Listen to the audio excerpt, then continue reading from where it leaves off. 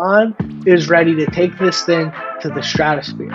And I don't know if he ate Eric Bieniemy's lunch out of the fridge one day at training camp.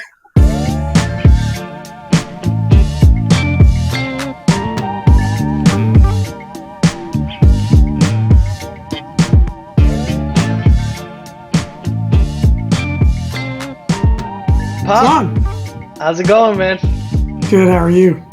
Doing all right. We are just reminding you guys before we get started, we are giving away a Commanders Jayden Daniels jersey to subscribers after we get up to 500 subs. So all you need to do, you need to subscribe to the channel. That's number one. Make sure you're subscribed.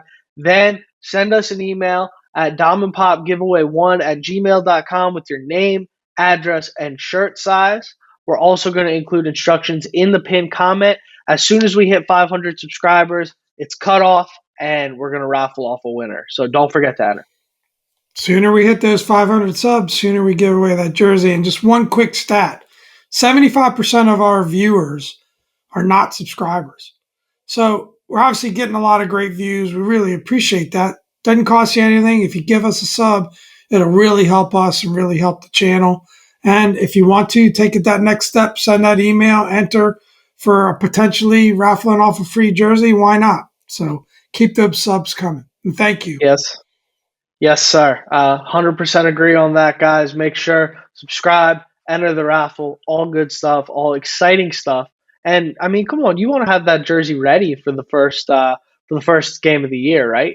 That's right. Maybe even have it ready for the preseason. Let's do it. Let's do it. Without further ado, let's get into it. Pop, how you been, man? How you feeling? Doing great. Ready to chop it up today. All right. I feel that. So today we're doing 5 things from Commanders OTAs week 3. This is your pretty typical early June podcast. Just checking in on what's been going on. I guess OTAs are probably wrapping up right about now, right? This minicamp is next. Yeah, this is over. So minicamp coming up. And then before you guys know it, once training camp starts, it feels like we're just on a fast forward until like the new year, basically. Yeah, it just takes off. And the NFL season just gets ahead of you so fast. So we're almost. I guess the difference about minicamp will be they'll put pads on instead of just as B Mitch likes to say, t-shirt and panties that they're out in there. But yep, it'll be good. So some cool stuff happening right now. Obviously, Jayden Daniels getting some national media attention. There's a lot of hype kind of starting to build. It's building slowly. One of the big topics a lot of people talking about is is the hype around Jayden Daniels, kind of comparing it, contrasting it to that RG3 hype in 2012. I personally think that's kind of an unexciting topic, so we're not going to spend any time talking about that because what's the point? RG3 is, in ESPN 12 years later and his career is done. We're talking about Jayden Daniels now. That's what matters. So Sports Illustrated has said David Harrison has kind of a cool quote. It says, of course, there were highlight plays like the throw from rookie quarterback Jayden Daniels to veteran tight end Zach Ertz, who reached out and got the ball despite Quan Martin being in the best position you could put him in. But more than that, Daniels looks comfortable, in charge, and in control, demonstrating the compliments of his teammates and coaches have been giving him for the better part of the OTA period. So how can you be mad about that? It sounds like Jayden Daniels is kind of doing all the right things. He's where you want him to be. He's doing what he's supposed to be doing. I'm very excited about everything that's been coming out about Jayden Daniels. How are you feeling, Pop? Same. I think I want to share a little story that Logan Paulson told from this week's practice. So apparently they did a deal where Jayden's still running with the 2s. Your boy Martin Mariota still running with the 1s. Marcus Mariota. How many times can we get a live counter on how many times Pop? I even wrote it down. Martin Mariota. Oh man. That's why I don't want to learn his name. I don't want to learn his name. Man. Fair enough. But anyway, they put 28 seconds on the clock, 20-yard line, I believe. Sorry if I get some of the details wrong, but you'll get the idea. No timeouts. I already got more details than I have. So no timeouts. So Marcus Mariota ran it with the first team. And anyway, the possession ended with him throwing a short ball and time running out. Okay, that's how Marcus's possession ended. With Jayden, Logan's point was he showed tremendous awareness. Now, the first play was a short pass. Why that's the offensive coordinator called that, who knows? But then he had to clock it. So he had great clock awareness, clocked it, saved the clock. Third play was a throw out of the end zone. And again, not a great result, but it was the right play according to Logan, right? He didn't have anything to go to. It's a little tougher. Defense has a little bit of an edge this time of year. Great awareness, throws it out of the end zone. And the fourth play, again, doesn't have much to go with, but he's aware enough to know that, look, it's the end of the game. There's 20 seconds left on the clock. This ball has to go in the end zone.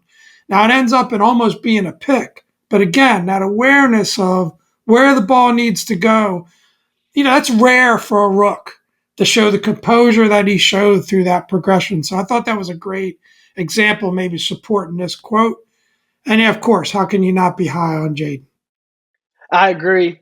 I'm super excited about Jayden. We've been talking a lot off pod. I feel like we got one. I'll leave it at that. I don't want to drive up too much hype. I don't want to sound like a mark, but I'm very excited for Jayden Daniels and for this situation. It feels too good to be true, which is maybe why I don't want to jump out ahead of it. But what I want to highlight in all of that, and what a lot of people have been talking about in practice, I want to highlight a little bit of Dan Quinn.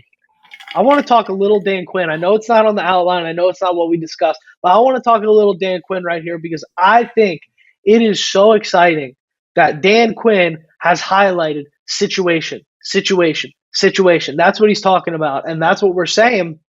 Hey, what can you get out of when you want your team to be so physical and so violent? What can we really get out of practices where we can't hit? What's to accomplish there? And I think that's a fair question. And Dan's response and what we've seen in the practices is situational work. It's never too early to get into situational work. Great point. And how abhorrent was this team every play is a situation, right? But how abhorrent was this team last year? What's the matter? You're not ready for that? Spend a week studying Webster's? You're not ready for that 1,800 SAT score, baby? This boy got into NYU. You weren't ready for that. Yeah, how abhorrent was this team at situational football last year? They were terrible. And that was a thing we constantly criticized Ron under. And you always knew in those 4th and 2, gotta have it situations, in those goal to go, gotta have it situations, you always kind of knew, man, we're going to F this one up. And it really started to feel weird. And like when you did get one, you're like, oh, what a miracle. But the expectation on good teams, when you see Mahomes with the ball with 4th and 1 and he gets it, you go, yeah, you never had a doubt. When you see the 49ers and 1st and goal, you expect a touchdown. Never a doubt. That's where we're headed with this team. That's how they're trying to build and create this thing. I think that's really excited. So I'm ready. How do you spell that? Don't ask me how to spell it. Abhorrent? This is a verbal media here. Trying to learn here. Anyway, keep it rolling. That's what I got on that. Number 2, Joe Witt Jr., Commanders defensive coordinator. We asked him, how does he feel about the defense? There were some kind of cool quotes. We just want to talk defense, I guess, a little bit here, be a little more balanced, both sides of the ball here. Obviously, it's a completely new defense, right? Just rattled off Dorrance Armstrong, Dante Fowler Jr., Clelin Ferrell, Frankie Louvu, Bobby Wagner, Anthony Pittman, Jeremy Chin, Michael Davis, all going to play pivotal roles on this new defense. Joining them, we got our rookies. We got Johnny Newton, Mike Samerstrell. I know we highlighted, there's also the safety out of Washington, who everybody's kind of wants to disregard this guy because he's drafted in the late rounds. Guys, did we just not spend the whole offseason yelling about how we should sign Cam Curl? And where was Cam Curl drafted? Like, you can get a guy in the late rounds and he can be good. And that was the worst drafter we've had in my lifetime. Got that guy in the late rounds. We could get a guy in the late rounds that can contribute right away. So don't sleep on him as well, even though, ironically enough, I'm forgetting his name. Me too. But don't sleep on that young man.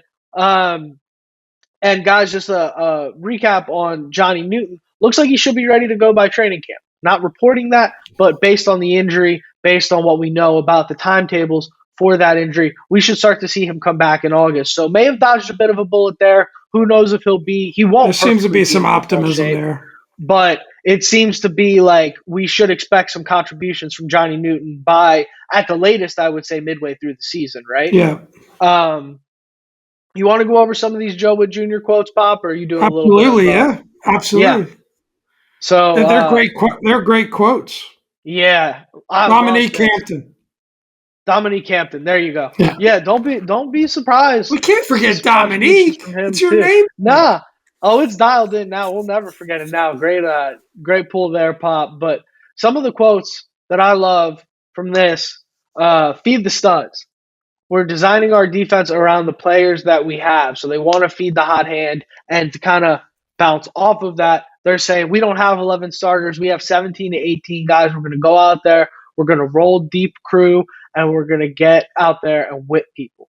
And what I really like about that is we saw towards the end of the Del Rio administration, right? We just saw it was such a set it and forget it defense. It was out there, it was man to man, nothing was happening. No disguises, very vanilla, very kind of base packages. Now we're seeing with Joe Witt Jr. the plan, a lot of guys who can play multiple roles, who can do multiple things, and he's focused on coaching 17, 18 guys down the list. He's not focused on just having one guy. He's focused on how do all 17, 18 of these guys, how do their skill sets complement each other? What are the different packages? What are the things we can build together? And when you look at in Dallas what they did with Michael Parsons, when you look at what they did with Trayvon Diggs, there's a young man, the defensive back last year, who like tied the record for most pick sixes in a row. I can't remember his name off the top of my head, but Diggs goes down hurt, and you think that Dallas defense is cooked. Next man up, already ready to go. So there's proof in the pudding that this is how these guys coach up the defense. And I think really excited about the way they're looking at this, the way they're addressing this. And with the personnel that they have available to them, I think it's actually the right approach. Again, just that cohesion from the top down we're seeing. Yeah, without a doubt. And I think, two things, right? And this is going to be a bit of a weird comparison, but I think last year, Eric Bieniemy's press conferences were can't miss. This year, Joe Witt Jr.'s press conferences are can't miss. But I think the difference is that I think Joe Witt, it was unfortunate with Eric because he just wasn't ready. He just wasn't ready for it. It wasn't that he didn't put the effort in. By all accounts, he was there many, many hours. But being an offensive coordinator, calling offensive plays, is just something that you kind of either have it or you don't, or you got to gain that experience to get there. And in year one, he was just put under a really tough position, and it just didn't click. Joe Witt Jr. is a different vibe. He's exciting to listen to in a press conference. He's fiery, but he's put in that effort. He's put in that work. He's built up that resume. Not to say the EB didn't, but you just get a great vibe that, him with Dan Quinn over his shoulder, kind of making sure to continue to mentor him and bring him along. You're really excited about what he's doing, what he's saying, and this defense. And you get the sense that he likes the talent too. So I think this defense is going to really surprise people this year. I think you're going to be a lot better than what people are thinking or expecting. And tied to that, number 3 on our list is Jeremy Chinn, who seems to be that prototypical type Dan Quinn player. People forget, and JP Finley mentioned this week too. He's a big dude. Yeah. You see him in his press conference this week, 6'3", 225 pounds. So he's going to be really versatile, not only playing at the safety position, but he can drop in the box too. So if you want to send Frankie Louvu, or if you want to send other guys on the rush, right, he might be able to help fill in and do some different things with packages. So I love to talk about, maybe it was a little bit of hyperbole, so I can pick out the big words too, and saying 17 or 18 guys are starters, because that's a lot of guys on the field. But it's great to see that it's all about putting these players in the best position to succeed. And the other thing that was interesting with Jeremy Chinn, again, which was number 3 on our list, is that he says, I think Pittsburgh was probably offering a little bit more money. But he turned down going to Pittsburgh in the offseason. He said that might have even been a multi-year deal because he wanted to come here. He said it was Dan Quinn, Joe Witt, and even Jason Simmons, who's our pass game coordinator, and secondary coach Tom Donatelli. Man, we got a paisan on the staff here. He said this is where he wanted to be. So that's just great to see. And I think we've seen that from a few of the free agents. And I just feel like some of these guys, I'm actually kind of high on Michael Davis at cornerback. I think he's a guy that's flashed and Yes. some potential. And this might be a starter for us. And I think that cornerback group might be a little better than we expect. I know you're high on Benny St. Juice. So I'm kind of hyped about this defense. Yeah, and I like Michael Davis as well. I think he's kind of starting on the outside opposite St. Juice. And I think St. Juice is an example of a guy that can I think he's your prototypical like Dan makes Dan Quinn makes this guy a superstar. And you go, where did this guy come from? That's just so like he's got the length, he's got the ability to play the outside, he's got the toughness to play in the slot. He's a real physical player. And when you look at his issues, you look at there's a little bit of a lack of discipline in terms of sometimes he's over aggressive getting the plays, and you look at his technique is sometimes not it's sometimes lacking. But those are things that I think with the right coaching, it's possible to correct those things and to understand, hey, this is where you kind of get out of sync, whatever. We talk a lot about the D line, right? I think that D line is a really good line. If you contrast the D line versus the offensive line, you're obviously very stout in the middle, especially if Johnny Newton comes back healthy. Yeah. I think on the edge, we just got a lot of guys that have talent. And I think something the mixing, I think the mixing and matching and rotating those guys in, I think we're going to just be fine on the edge. Linebacker core, we've talked a lot about. But you look at those quarterbacks, right? Michael Davis, Benny St. Juice, and then a Mike Sanistrell, by all accounts, no reason you can't just plug him in and expect great things. And an Emmanuel Forbes can just come along and come at his own pace and hopefully flash and do some good things. And then that safety group, you got Quan Martin. We've already talked about Jeremy Chin, Derek Forrester. Like, I know I'm leaving guys out. You know, we Dominique, Hampton that we didn't talk about everybody. That's a deep group. And, so I think that I look at this defense, and I've said this before, I don't see a lot of holes. I guess the cornerback group would be the biggest question mark. But if those guys can step in and perform to their potential, I think this is a good group. I really do. Yeah, I agree. And I think it's just going to be, there's a lot of question marks. Huge upgrade in coaching too.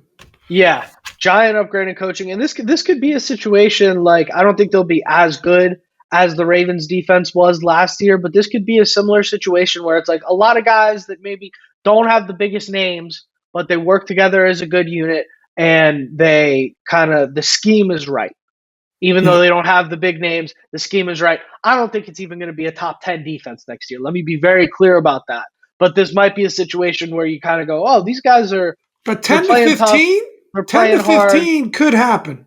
You could see them. The defense in the NFL is so up and down. It's hard to, we saw with the Rivera teams, right? You'd be number 3 one year, and then you'd be number 18 the next year, and then you'd be number 3 the year after, and then the next year we were the worst in the league. It's very up and down. So there's definitely room for us to flex into that. Maybe, but that depth, I think, gives you the opportunity that there's more of a chance of somebody's going to step up and surprise you in each of those position groups. Yeah, and that's what you're hoping for. And with the way they've been so open to trying a lot of stuff out this year, and the pressure's kind of off, and it's not that same coach as the general manager self-preservation mindset that we've had. You hope that it's not going to take William Jackson getting hurt in order for us to realize that the defense is better without him. It's not going to take that kind of thing. These guys are going to be in the positions they need to be, and they'll be moving these guys around proactively. I don't think anyone's anointed the starting spot, really. I mean, maybe a couple of the guys, but not much. So, well, one guy that's definitely anointed starting spot. I love this so much. Tyler Badass, Tyler Biadasz, starting center. Guys, what's the general reading level among Commanders fans? We can't figure out this guy's name. It's not that hard. I know I'm whipping out big SAT words on this podcast, but it's really not that hard. Tyler Biadasz. I love Tyler Badasz, though. I love that nickname. Dan Quinn was the one that introduced that in his presser. So another Dan Quinn moment there. I was damn near standing on this chair at the free agency podcast saying how good of a pickup this is. He was the brain trust of that Dallas offensive line that has been so good for so many years. He's young. He's coming over here, and to pair a veteran center, so many of the offensive line woes last year, we saw it again. I referenced this earlier with William Jackson getting hurt, and then they're all of a sudden better. We saw it with Nick Gates getting hurt last year, and then the offensive line kind of found a equilibrium, and it's like, oh, the offensive line is mediocre. They're not awful. Nick Gates is just awful.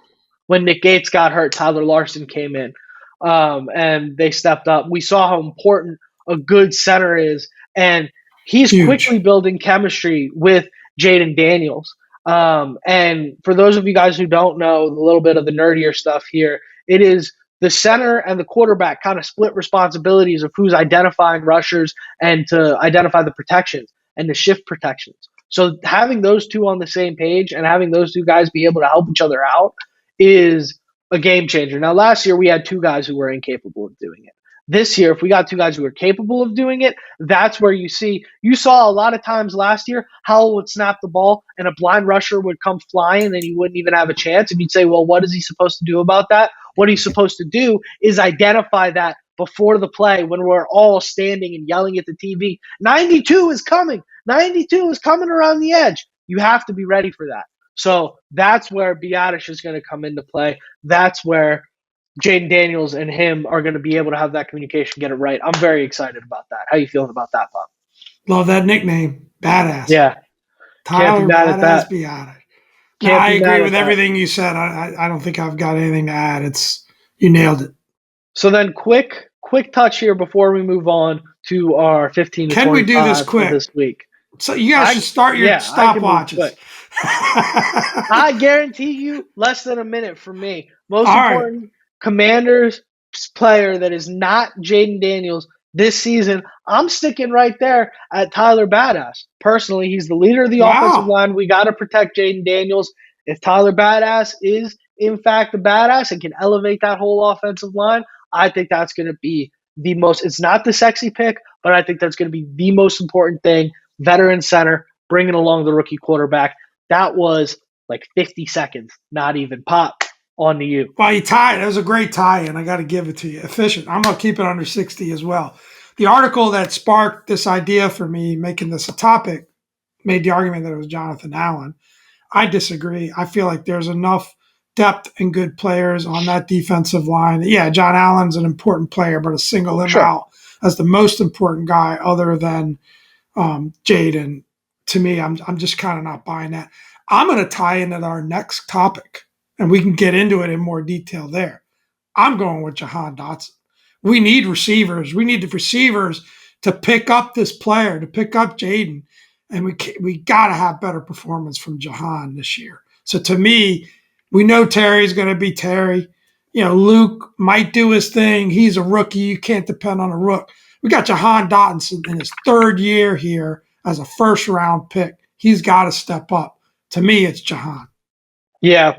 I think you look at the wide receiver situation for the Commanders. I think that's a very very astute pick. And if you look at what they've done too at wide receiver, they didn't make big moves in the offseason when a lot of people did. So that maybe speaks to the confidence of the staff and what they have for wide receiver with Jahan Dotson there, what they have in Jahan Dotson at that wide receiver position. But Pop, why stop talking about wide receivers? That's our next. I thought you were going to do that whole next segment. I was getting a little antsy there.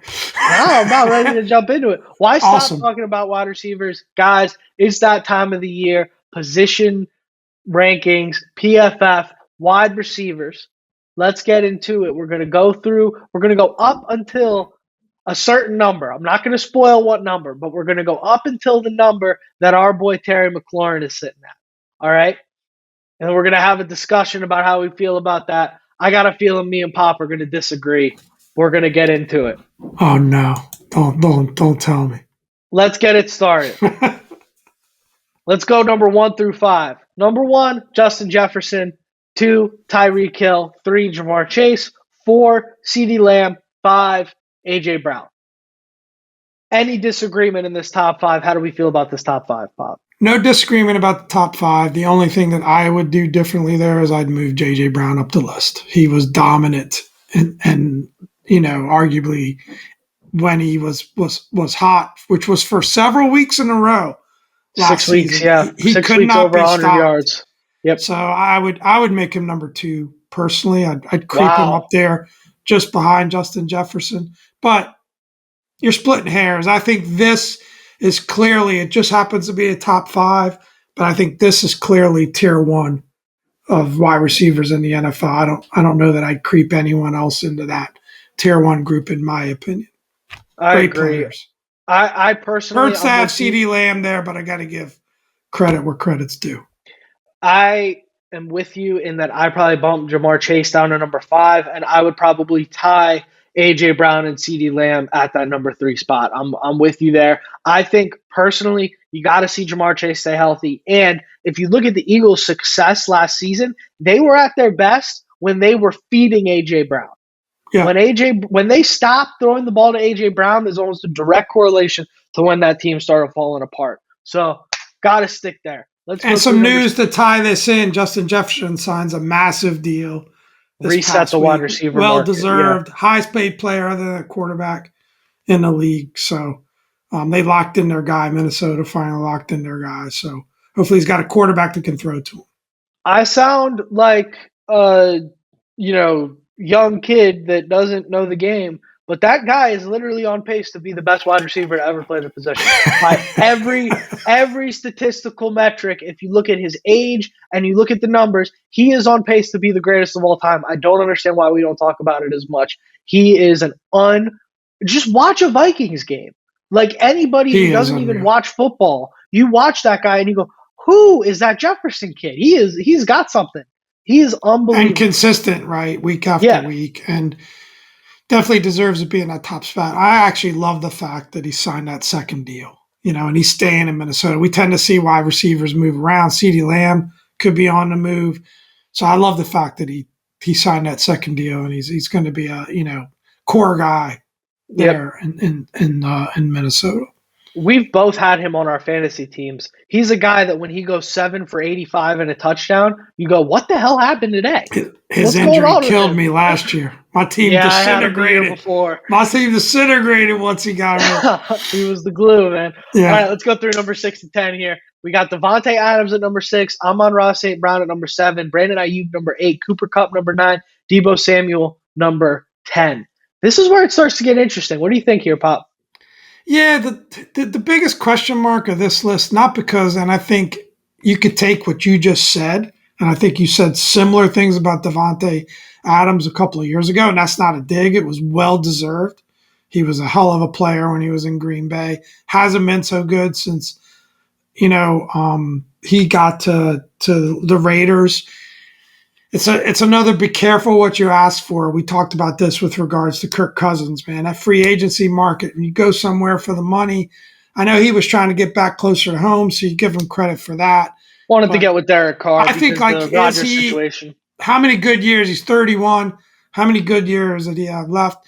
And it bothers me that he's getting some credit that some other guys on this list aren't getting. We'll save that for later because of past performances much more so than recent performances. So he's the one I kind of got a bit of a question mark, but the rest, they're all great players.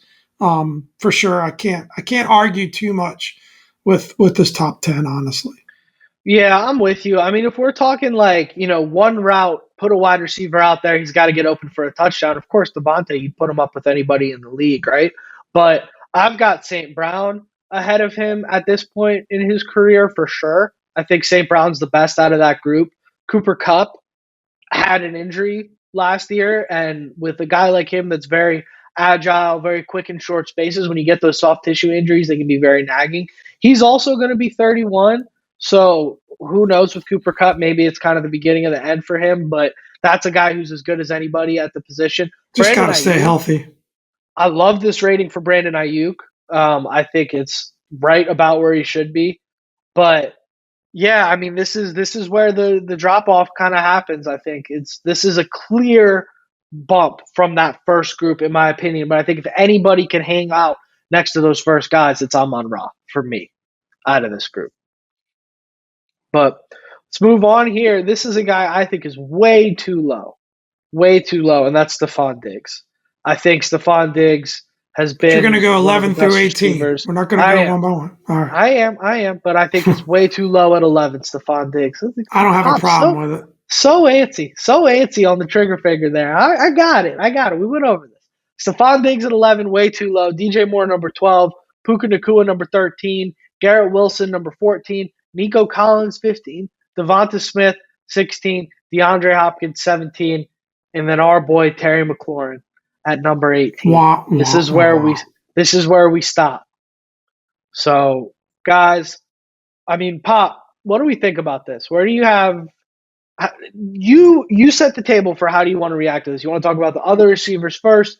You want to talk about Terry McLaurin? Where do you want to go here? Well, I mean, I want to talk Terry first because I don't really care that much about the other guys. There are a couple names on this list ahead of Terry that just to me make zero sense. I mean, Puka Nacua is a good story last year.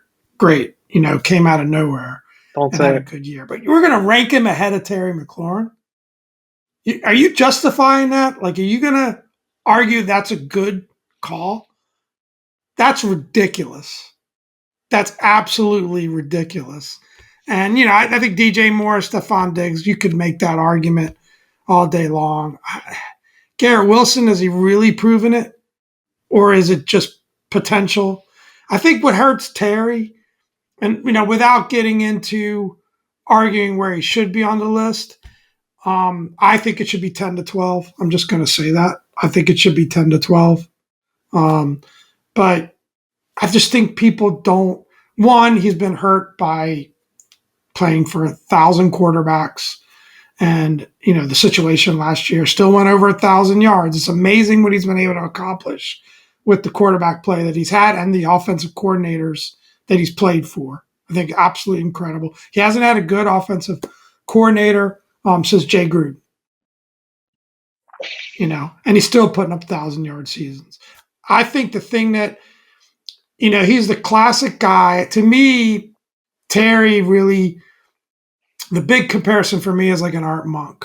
Maybe not great at any one thing. He's not the fastest guy, but he's leading the league in contested catches. Just fantastic when it comes to that. So he can do the contested catches. He's got plenty of speed to get deep. How often do we see him running open deep, but just the quarterbacks can't hit him? He can be across the middle. He could play in the slot if you wanted him to. I think if you played Terry, and I've said this before, like LA does with Cooper Kupp, he could be every bit as effective as a Cooper Kupp, and maybe even more so in certain positions because he does have that speed, which is way more than a Cooper Kupp type. So I just feel like it's ridiculous that he's this low. It's absolutely ridiculous. But he's a complete. I don't know. I've never liked the Cooper Kupp comparison because his game is just completely different. He's a completely different type of player.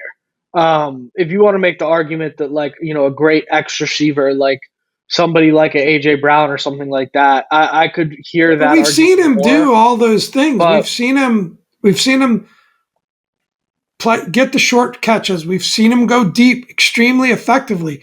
We've seen him make those contested catches across the middle. What haven't we seen out of the guy? I don't disagree that he could do it all from the X position, but he's not Kupp as a slot receiver. No, that's not where I would play him. That's not where I'm at. If you're saying with the volume, if he had that number of targets, we could see a similar level of production in terms of yards. I don't disagree with Thanks that. for the clarification. Cooper that's Kupp, good. Yeah, Cooper Kupp got fed he was weighing in at Emmanuel Forbes weight. They were feeding that guy nonstop. My thing with the Terry, do I think he's a better player? Yes, but he's been so handicapped by the quarterbacks and by the offensive design. It's at a point where it's like I can't keep making this argument year over year after year. I gotta see it all come together. I want to see it all come together. But at the end of the day, I don't think any of us are putting him in that. If you want to say he belongs closer from that 10 to 15 category, I would 10 agree to with 12. you. I would agree with you there. If you want to say, okay, Terry McLaurin and DJ Moore, who's better? I think that's probably a pick 'em.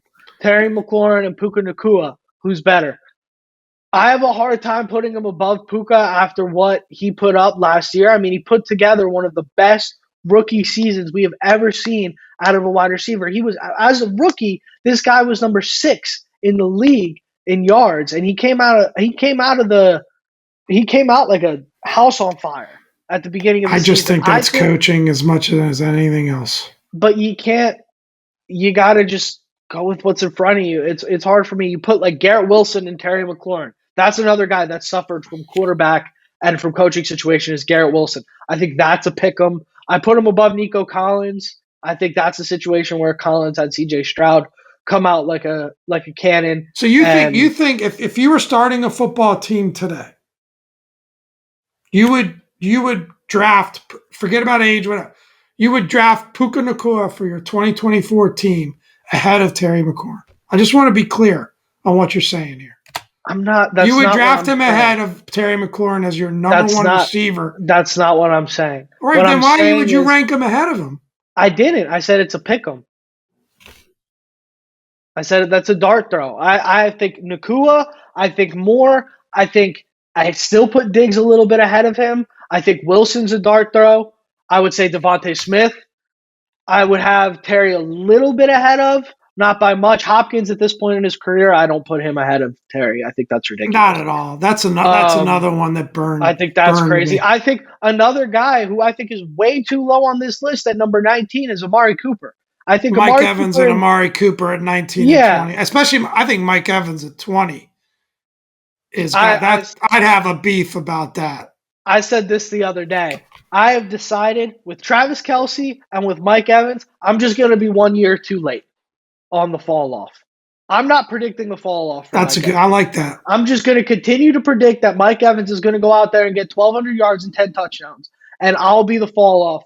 I'll get burnt on Mike Evans. I'm going to be 1 year too late on that. But yeah, I do think Terry kind of belongs in that middle class of Garrett Wilson, Mike Evans, Amari Cooper, DJ Moore. I think he's right in that group.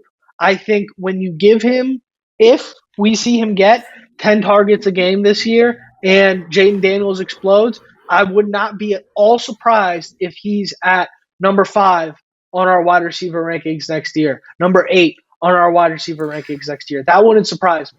But I have to see it. I would love to see it. I mean, I'll give Diggs, I get Moore, but I think he's right after that. I think he's right after Diggs and Moore in that top group. So I said 10 to 12, maybe 13. But, I think it'd be interesting. And maybe the only other thing of note is you got Marvin Harrison Jr. at 21 and Malik Neighbors at 25. I'm cool with that because they haven't proven anything yet at the NFL level.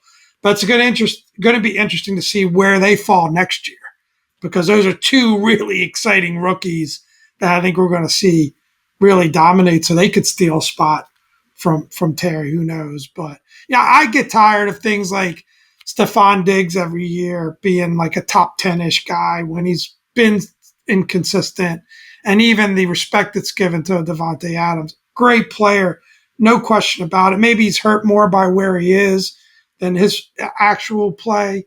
But if we're going to dig Terry for the fact that he's played with bad teams, why are these other guys getting respect for kind of being inconsistent in their results and their performance too? That just bugs me a little bit. But I kind of get it. But I do get it. At the end of the day, this organization, this team has just not been good. And it's hard for a player to overcome and crack through that from a national scale. And, there's only so much can be done there. But I hope he proves me right.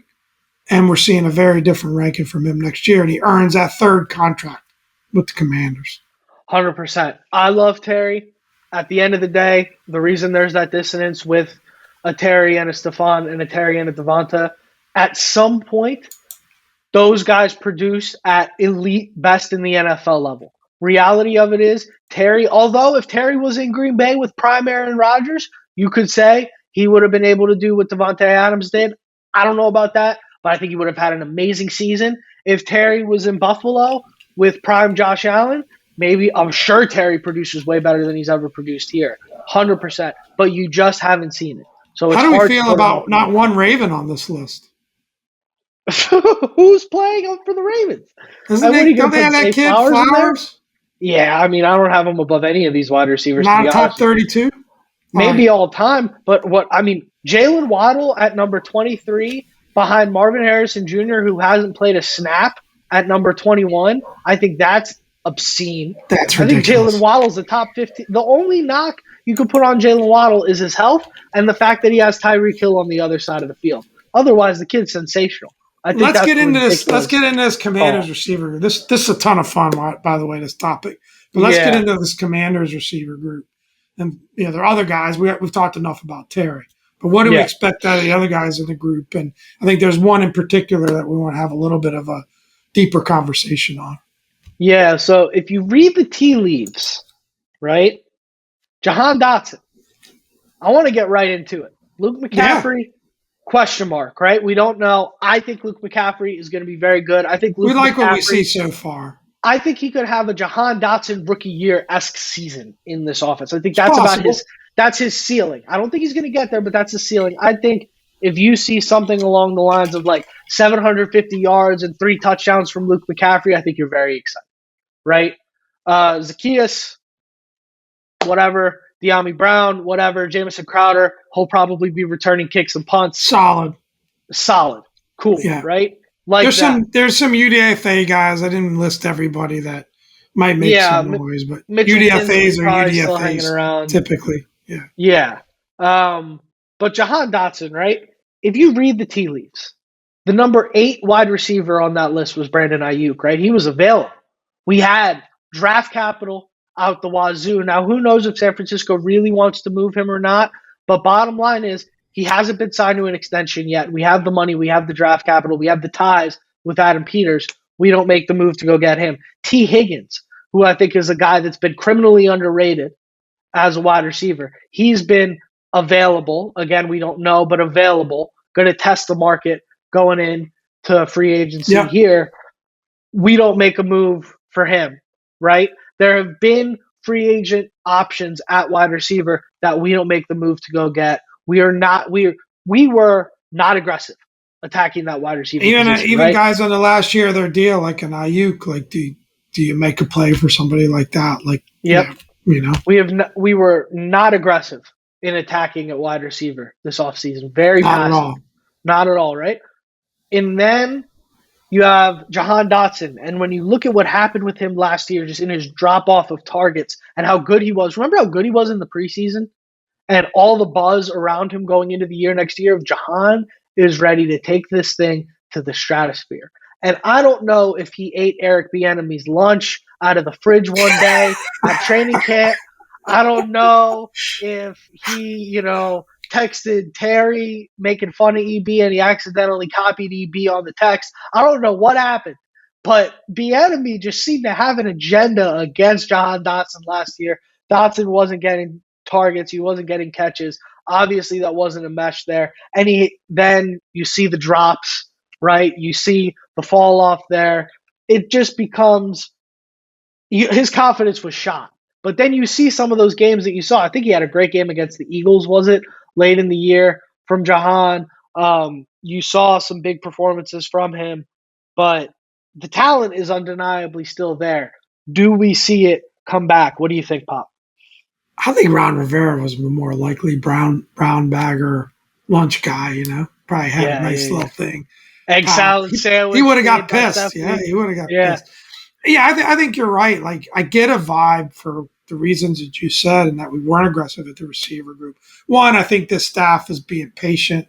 You see it. We've seen it on offensive line. We've seen it at maybe receiver where they're not feeling the need to try to get overly aggressive and overspend. But yeah, when you read that group of names, that's why I had Dotson as the most important player other than Jayden Daniels, because it's not overwhelming. You get past Jahan and you look at that group and you go, my goodness, this is kind of, you never know that someone might step up. Does a Luke McCaffrey have a Pakua, did I say that right, type? Nakua. I combined the two, the first and the last. Does he have a Nakua type rookie year? You never know. He could. It's not likely because those don't come along very often. But yeah, I think Dotson. Now, here's what I'd say. I think obviously Adam Peters and that offensive coaching staff like Dotson and McLaurin. I think they like them. I think that these guys are what we think they should have been last season or the year before. I'm rooting for Dotson. I love the kid. I feel like he is a little bit undersized. He was touted for just great hands, glued hands. He had a lot of drops last season. I mean, drops aren't on the offensive coordinator or the quarterback. They're on you. So, his performance, I think his performance was hurt by his what he felt was a lack of support, right? He got in his head a little bit last season. That's what it I felt like agree. Yeah. to me. Now there should be no reason for him to be in his head this year. He's known as a great route runner. He's known to have great hands. He's got great speed. Why wouldn't he have a great year? But I agree with you. I think I've got a big question with Jahan. I've got to see it. I Yeah. personally believe I've seen it from Terry. I don't need to see it Oh from yeah. Terry. No, there's no question there. But I got to see it from Jahan, and I'm just not sure. I know that's like not a great take, but I'm just not sure. But I'm No, sure as heck rooting for the guy, right? I agree with you there. I'm taking a wait and see approach on Jahan Dotson. That's where I'm at. Wait and see.